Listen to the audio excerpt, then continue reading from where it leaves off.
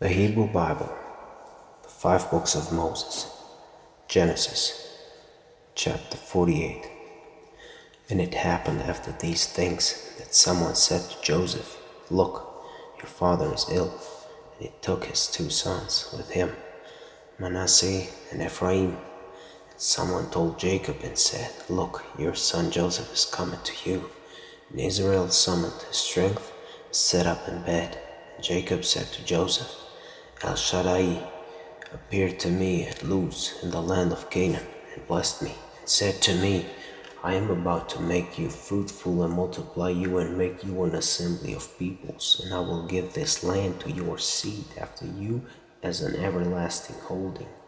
And so now your two sons, who were born to you in the land of Egypt before I came to you in Egypt, shall be mine. Ephraim and Manasseh, like Reuben and Simeon, shall be mine, and those you begot after them shall be yours. By their brothers' names they shall be called in their inheritance. As for me, when I was coming from Padan, Rachel died to my grief in the land of Canaan, on the way still some distance from Ephrath, and I buried her there on the way. Ephrath is in Bethlehem. And Israel saw Joseph's sons, and he said, "Who are these?" And Joseph said to his father, "They are my sons, whom God has given me here." And he said, "Fetch them, pray to me, that I may bless them." And Israel's eyes had grown heavy with age. He could not see, and he brought them near him, and he kissed them and embraced them.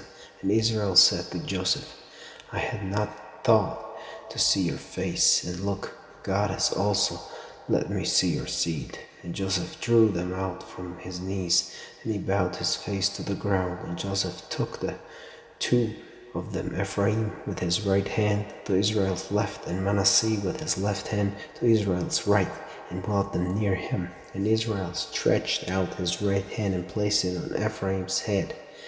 Yet he was the younger, and his left hand on Manasseh's head.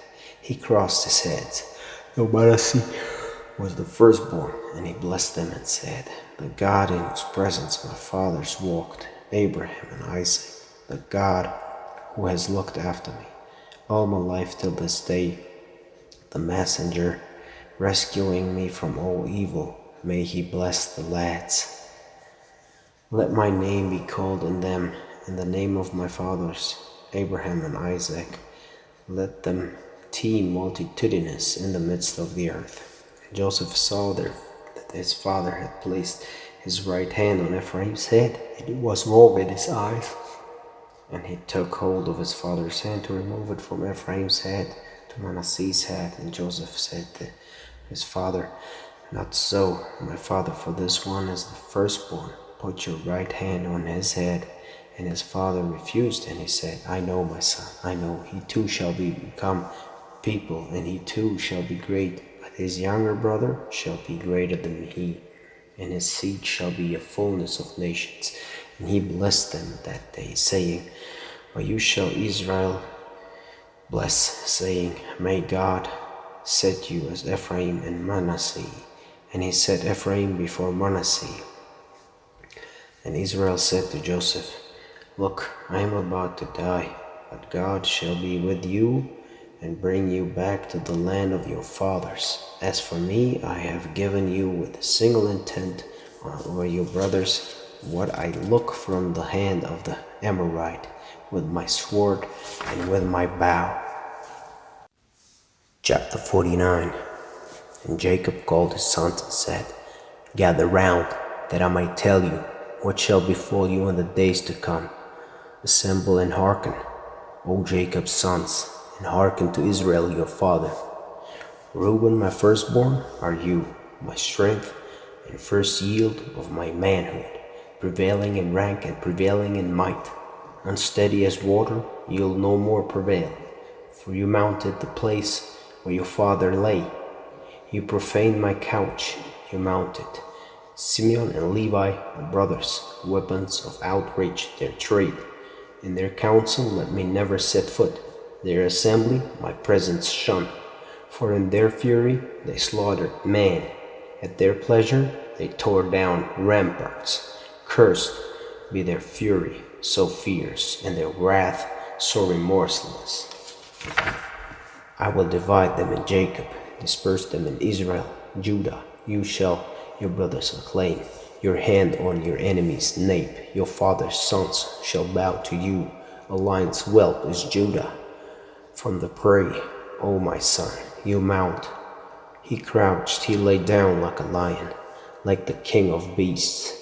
And who dare arouse him? The scepter shall not pass from Judah, nor the mace from between his legs. The tribute to him may come, and to him the submission of peoples. He binds to the vine his ass, to the great bough his ass foal.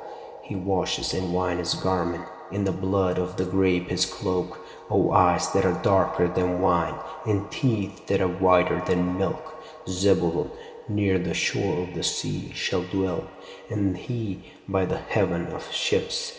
His flank upon Sidon, Issachar, a big boned donkey, crouched amidst hearths.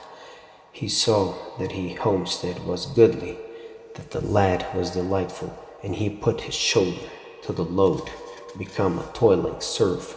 Dan his folk will judge as one of Israel's tribes.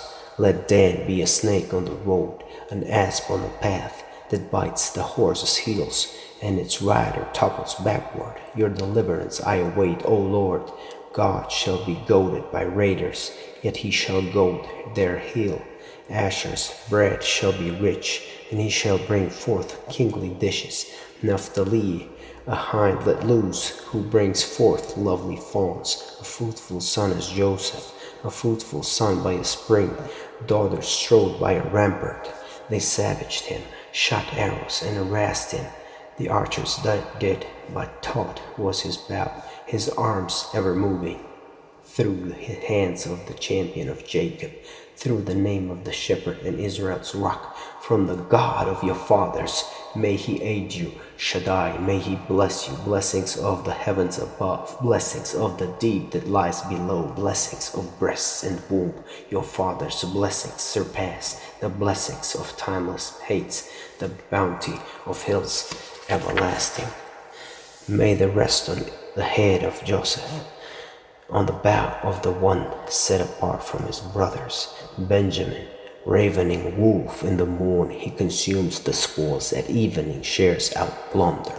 These are the tribes of Israel, 12 in all, and this is what their father spoke to them, blessing them, each according to his blessing. He blessed them, and he charged them and said to them, I am about to be gathered to my kinfolk.